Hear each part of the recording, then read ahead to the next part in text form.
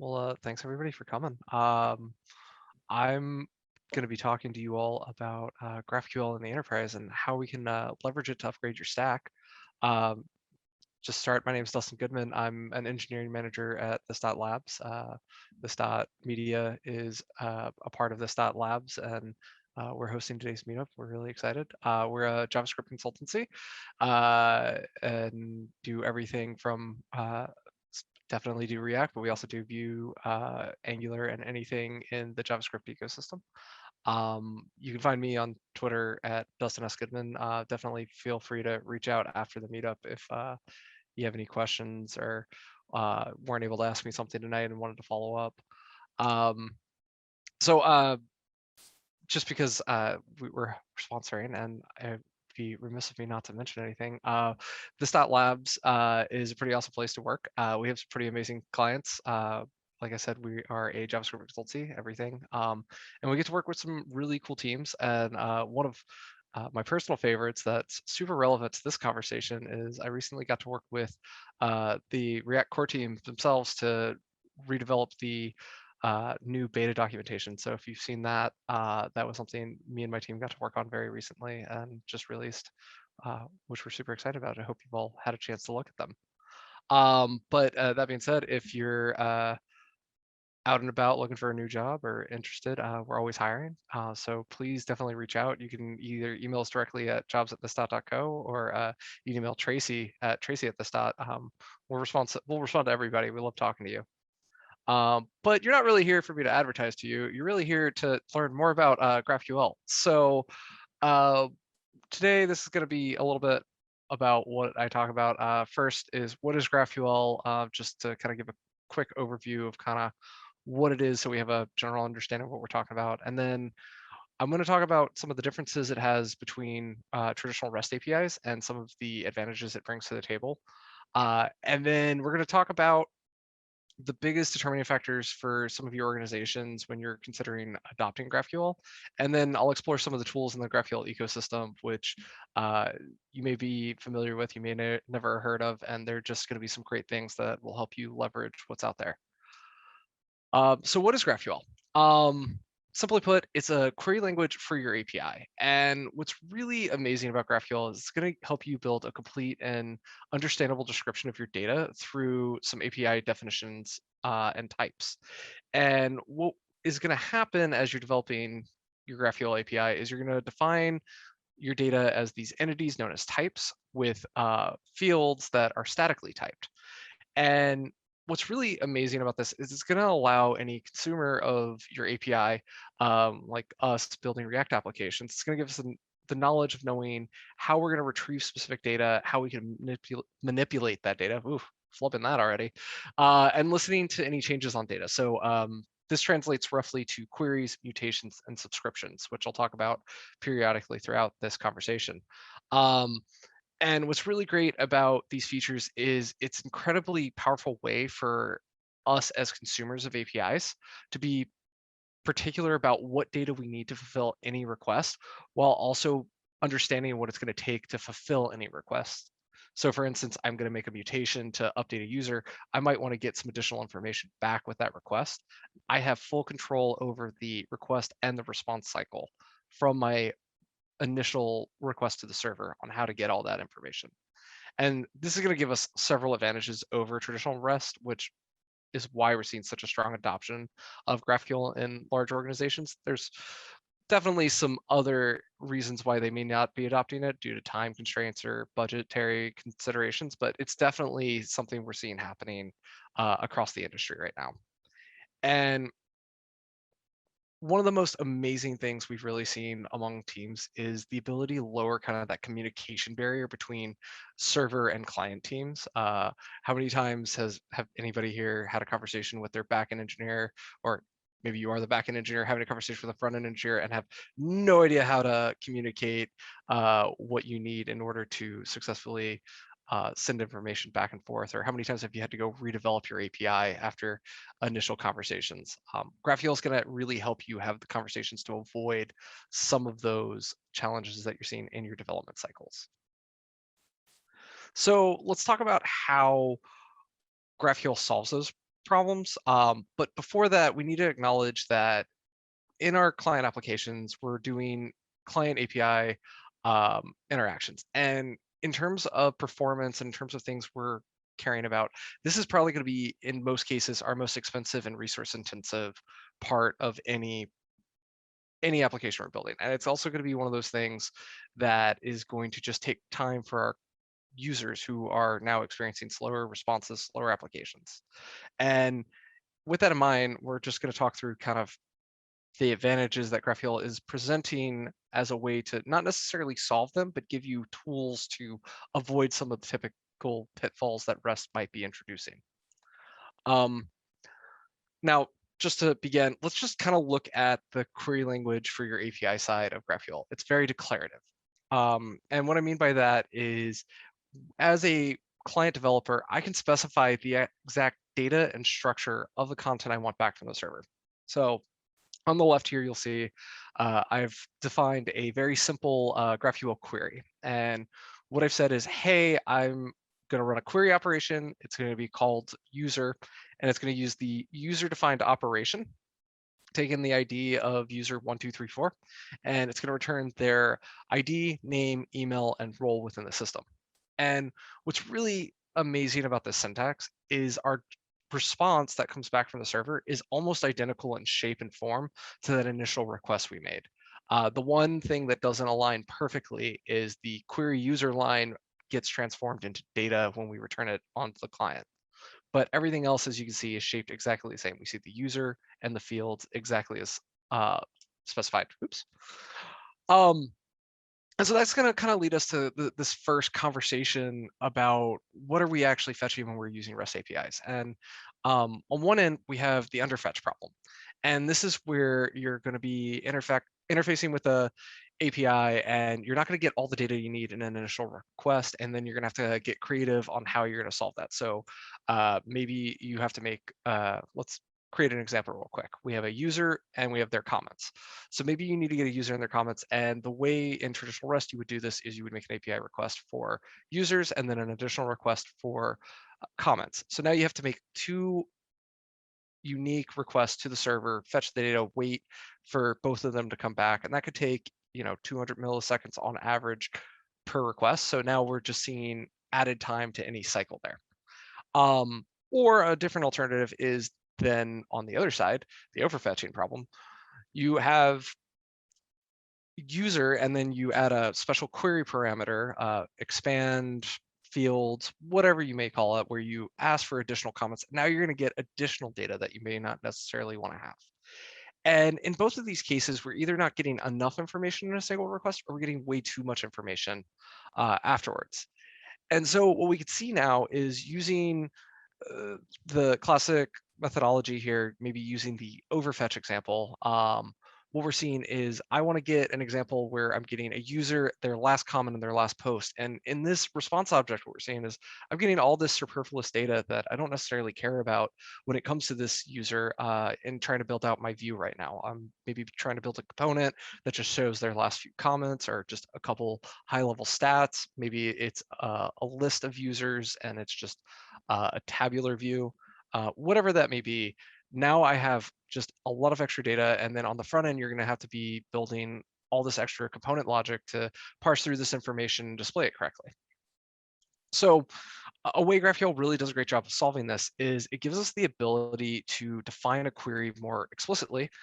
In this case, what we have is a query on users, where I'm just getting exactly that last comment or exactly that last post that the user made. And I'm doing this because GraphQL allows you to implement filtering on the field level or pass arguments to your server to be like, hey, I only want this slice of the information based off of the current user, the current view that I'm implementing. We could also get more creative here and change it to say, instead of a list of comments fetching the last one, I could actually write a custom resolver into my data called last comment that returns exactly just that last comment. Kind of depends on how extensible you want your API to be or what features you're trying to build out. But this is some of the base power we have, and it really limits what's being returned to the client over the wire. And example I like to talk about when I use this particular example is about 4 years ago, I was working on a product, and we were using a legacy REST API that company had built, and there was a page that was displaying a pretty simple bracket view of data. So think like March Madness if you're familiar with sports. If not, think about like maybe a FIFA bracket, and how everything ends up in like the grand finals and all that. The data that was being collected from the server to display this information was only a small slice of the information that was actually being returned, but the actual return payload for those original responses were somewhere in the 2 to 4 megabyte range, which is a really long time for the user to be waiting for an API request. And so something we were able to do is we switched out the API to use GraphQL, and we actually were able to reduce some of those payloads down to just 20 to 50 kilobytes of information. That's how little of the data we were actually using at the end of the day. And it just kind of shows like some of the overfetching problems that we're maybe creating by sticking with traditional REST, or by coming up with some of these more creative solutions to the problems that we're dealing with. Another really amazing feature of GraphQL is kind of the solution to the all or nothing problem. In traditional REST, as we're maybe all familiar with, you have your 400 and 500 response codes that are maybe just giving you error messages with no data. But sometimes those requests we're making actually do have some data that we could at least provide to the user to give them a partial view of what we're doing. And what's really amazing about GraphQL is it's going to allow us to really have that kind of slice of the information, and we're really going to be able to see what was returned, but we're also going to be able to see specifically what data was errored for whatever reason. So in this example, comments for whatever reason had an internal server error, and we're able to separate that out from the rest of the response, and we're still able to show maybe a user summary of what we know. Now, what's incredibly powerful about this is in your development environments and when you're working with your colleagues, you can actually turn stack traces on in these error response types. And what's going to happen at that point is you're going to be able to like give your backend engineer, hey, I saw this error when I was trying to get comments on a user. Here's the request I made, and here's the exact stack trace to the line of code that we were experiencing. And this is going to really help you communicate with your team and lower that friction barrier. Like, hey, I saw this error. Can you find it in whatever bug tracking tool you're using for the backend? Would really help me right now. So really powerful things. And then this is a totally underutilized feature, I think, and one that a lot of people don't know about in GraphQL, but it actually has first-class batch support out of the box. With REST APIs, we would have had to build custom endpoints or done a lot of promise.alls on the front end to get a lot of data all at once. What's really cool about GraphQL is we can make very simple query operations that combine multiple operators to return the results of those different, what would have been multiple API requests into a single response. Now, caveat here, we are going to have some level of extra time waiting on this request because, of course, it's going to be larger by the definition of this. And so the recommendation here is don't use batching all the time, but it's really helpful in like dashboard views. And those are pages you can very easily server render. So definitely use this with a hint of caution or an error caution about it, if you would. But this will be a really amazing feature that you can use to build some of those richer pages that you're doing. And there's some other amazing tooling in the ecosystem, specifically Apollo, where they have some really amazing server client tooling that'll actually automate some of this batching for you. So if you have multiple components rendering on a page, each one renders and executes a query on its own. Apollo Client, which is one of the offerings they have, can actually identify all those different operations, batch them, return it to the server, and then set it up as a single request and process it on the client and separate it back out into those individual operations, which is just really fantastic for the development process because you don't have to think about it and it just does it for you. So now that we've kind of talked a little bit high level about some of the problems GraphQL is solving for us, let's talk about why we're seeing enterprises adopt GraphQL. And the main first reason is just the separation of concerns. We definitely have found with teams in the past where we're providing API data through either microservices or a variety of services. And there's just not a really good conjoined way of communicating back and forth between them. It's either we got poorly documented REST APIs, or there's 15 different microservices. Each one has its own different authentication strategy, a variety of problems. And what's really great is GraphQL kind of helps by alleviating some of that extra overhead by introducing a middleware layer that now all of your client applications, your desktop application, your mobile applications, all are now piping through this middleware layer and sending the request off to the respective service or function that needs to resolve the data for you. And this is just incredibly powerful because it's going to just overall decrease your time of like figuring out where things need to go, but also it's going to help you consolidate some of that business logic. Like I mentioned earlier, with that example I presented, we could do custom resolution fields where now, as a client, I don't need to understand what's a user's last comment or most popular comment. I can let the server handle all those concerns and just return that data to me very tersely and explicitly. The other really amazing thing is as we're doing this, client developers and API developers can contractually start agreeing upon things. And so there's a lot less time in back and forth communication around how are we going to structure this data? How are we going to return it to the client? And you have that kind of conversation up front. And now client developers are able to specifically focus in on consuming the data without having to worry about how the backend implements it. The backend could implement just mock data, provide it back to the client, no problem. The front end would never know. And this is really great because it's now abstracting your backend as a true service rather than an extension of your front end and some maybe legacy applications. I come from a Rails background, and for those of you familiar with Rails, we highly integrate our backends and our front ends, and maybe not the most friendly way to develop applications these days. So this is definitely something we should be considering as we're adopting GraphQL. Another really amazing thing about this is you might be on a monolithic application, you might be on a microservices architecture. It doesn't really matter. What's great about this GraphQL layer is it allows you to migrate away or to any different uh, backend architecture or structure you want, and lets you have as many databases or sources as you want, because now everything is controlled by the single entity in the center between your client and backend interfaces. Kind of like I mentioned earlier, you're going to see some faster prototyping during development. And that's kind of one of the great advantages. You're going to have these resolvers that are providing data to the front end. And again, as a client, you don't care exactly what that's doing on the back end. You just care that you're getting data back and you're able to interface with it to display to your users. Now, of course, you're going to want it to actually do something on the back end. You don't want it to just like, hey, I made a new comment. I want to see that new comment on the screen. You might be dealing with some mock data for the interim, but you can at least see what those interactions would be like and build against a adhered to and conformed API schema.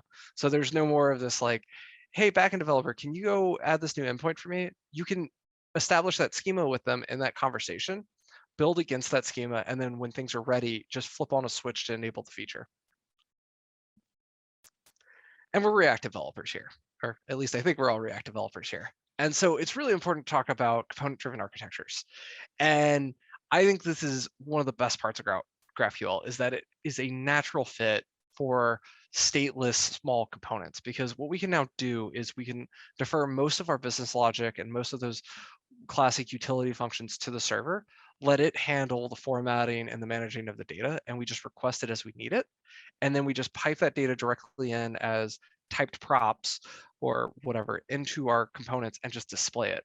So now you're not having to think about, oh, I need to fetch data, stick it into state, pull it out, manipulate it.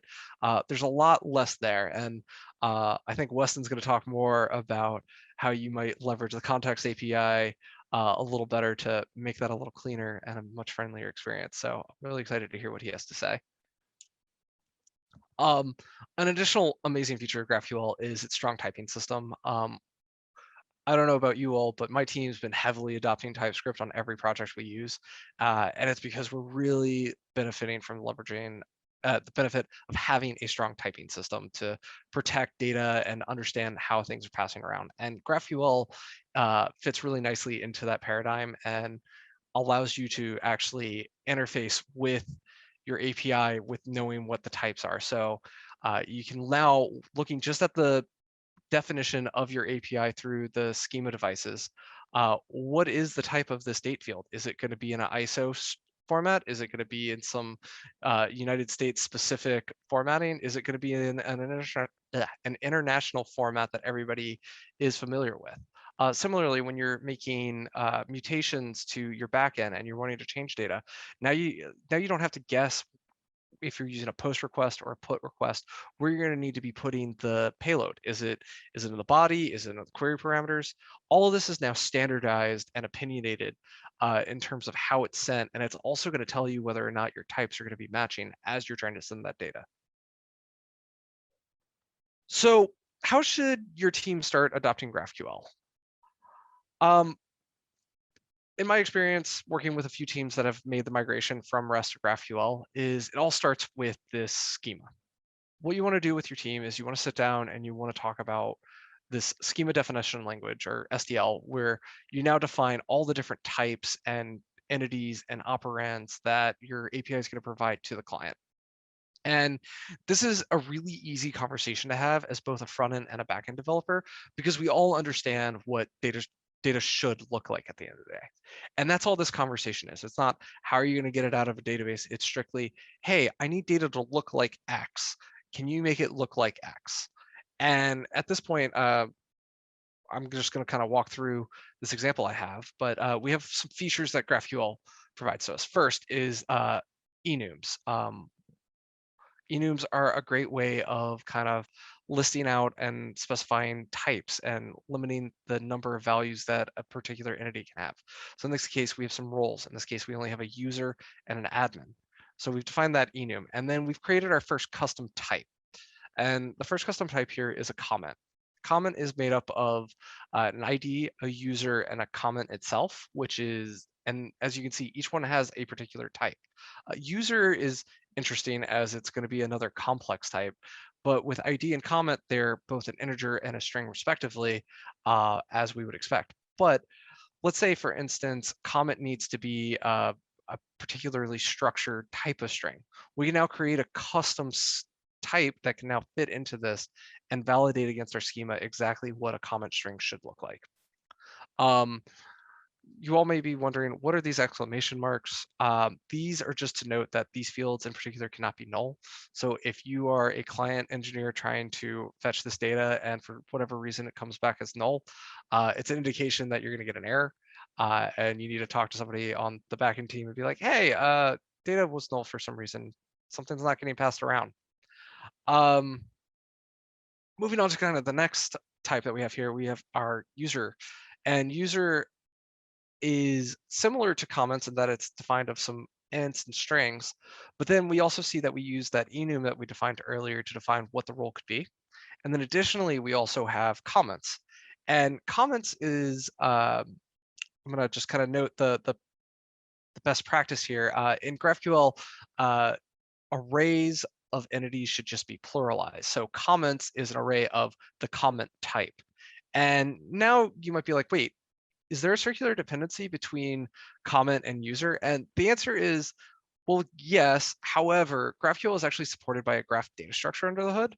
And if you're not familiar with a graph data structure, it's very simply a bunch of interconnected nodes that are allowed to be cyclical. So A can reference B, B can reference C, C can reference A, and that's perfectly valid.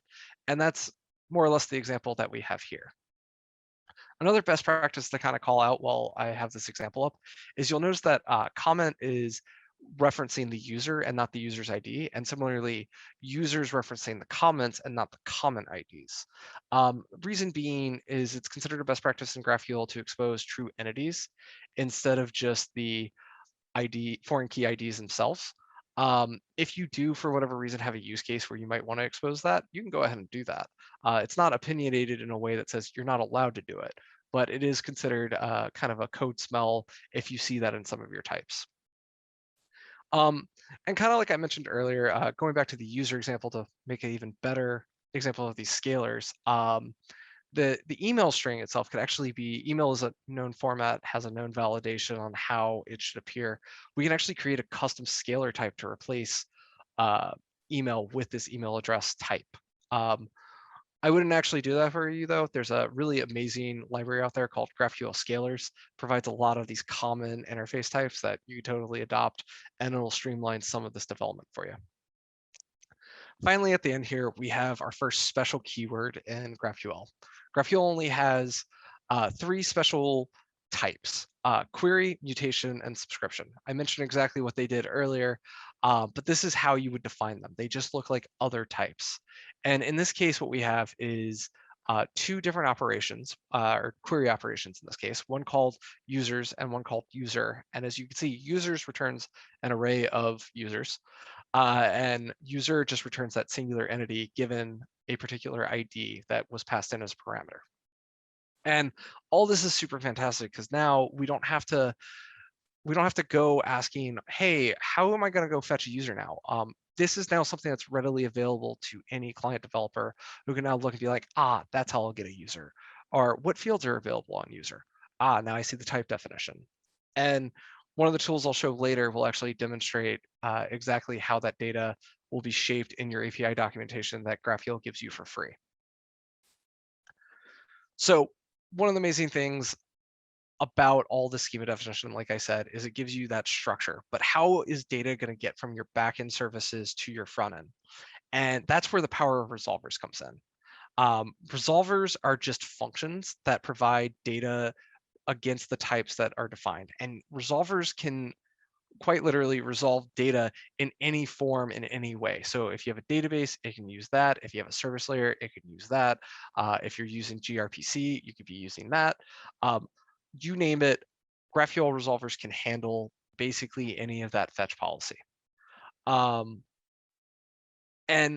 this is really great for resolving top level types. So in our last example, the query user and users, how we fetch that information. But what's additionally interesting about it is resolvers can be used to define and create customization on specific fields.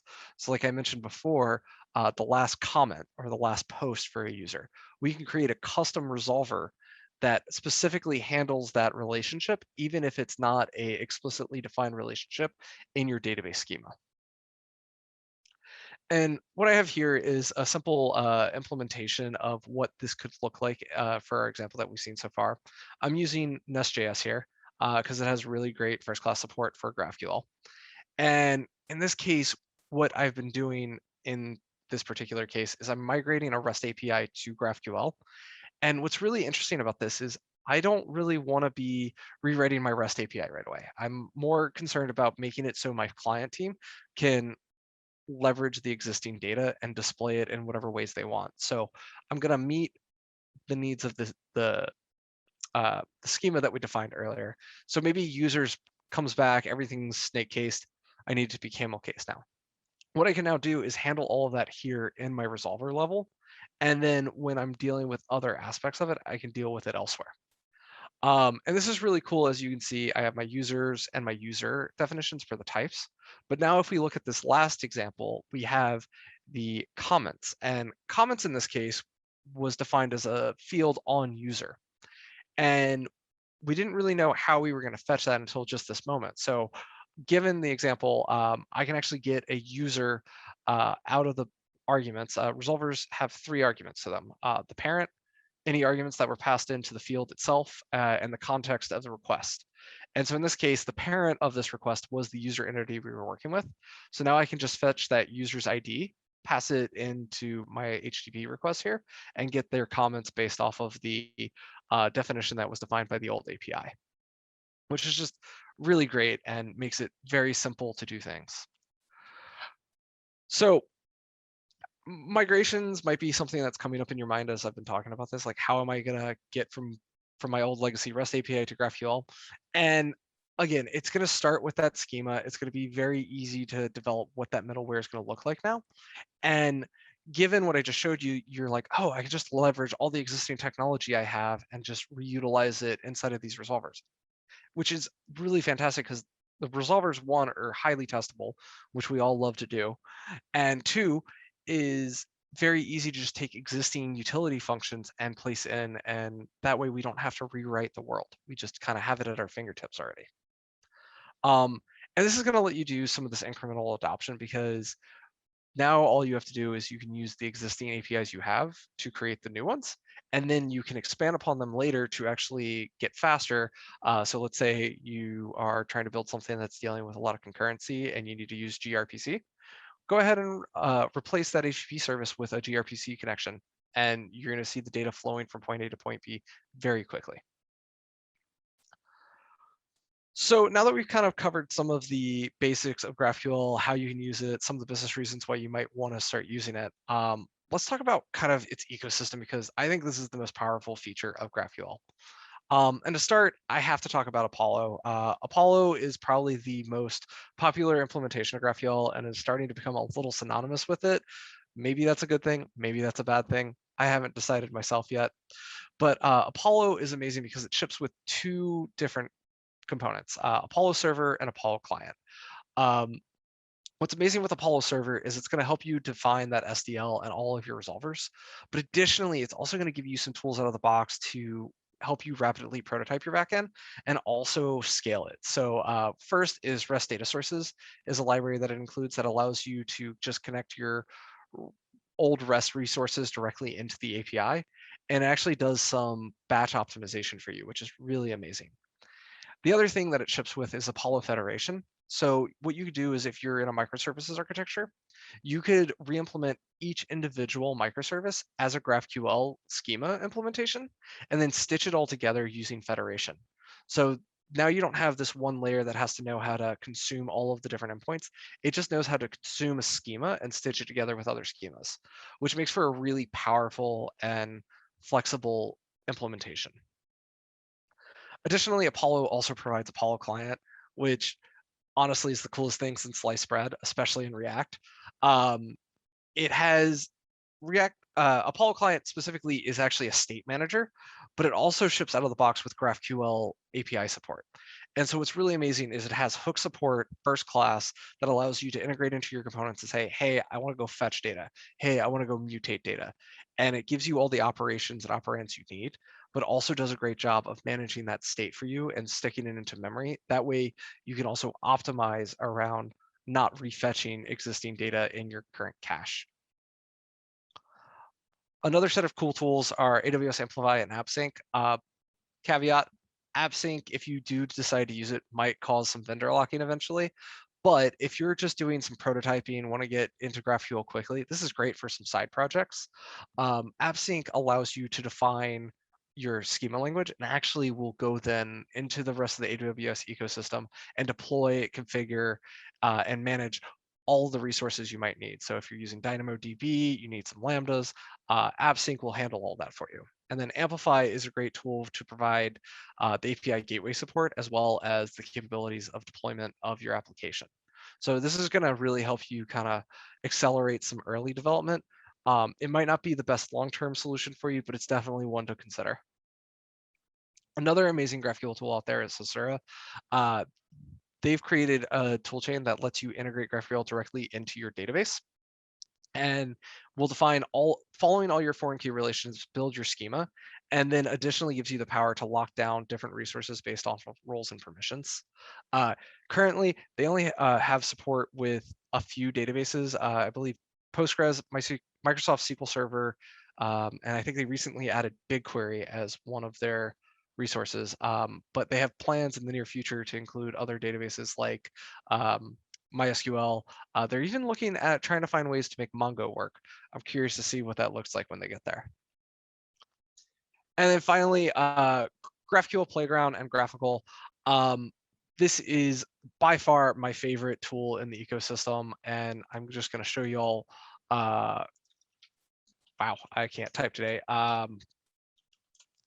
There's an amazing API, which is the GraphQL API for Star Wars. They have a really nice, and did I find it? I didn't find it. I should have had this ready. I apologize, everybody. Is this it? I'll find it one of these days. If I can't find, here we go. So what's really incredible about this is it gives you, this isn't quite Playground, this is a implementation of Playground. I didn't find the one I wanted, but what Playground does is it's going to let you connect to a specific endpoint, that middleware that I've been talking about, and it's going to let you explore the schema itself. So in this case, what you can see is I'm now exploring all the different query operations that I could possibly call. So in this case, there's characters, and characters returns a character find result. And a character find result has an array of characters as well as a count. And as you can see, we're exploring what this data could look like in the shape. And then you can write and test your queries just like you would with something like Postman.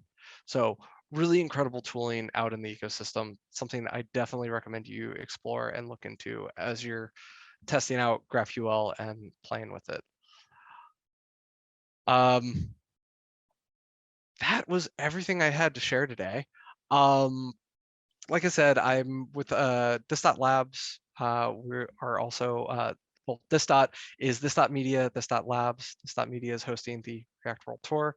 So again, if you're on the market looking for jobs, please reach out to us at jobs@this. We'd love to talk to you.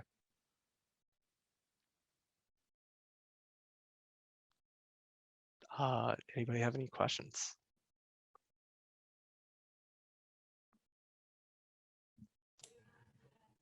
Do you have a preferred caching strategy when using GraphQL? Oh, that's a great question.